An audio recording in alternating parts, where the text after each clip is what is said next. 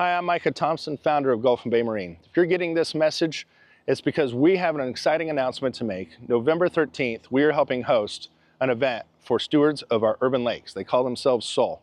It's a group of nonprofit volunteers and a group of dedicated people that are geared towards preserving the health of our lakes here in St. Pete, Pinellas County, Florida.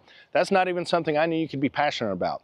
But as somebody that's very passionate about the health of our bay waters, because we work in them day in and day out, we've decided to co-host a fundraiser November 13th at the St. Petersburg Yacht Club from 6 to 8 p.m.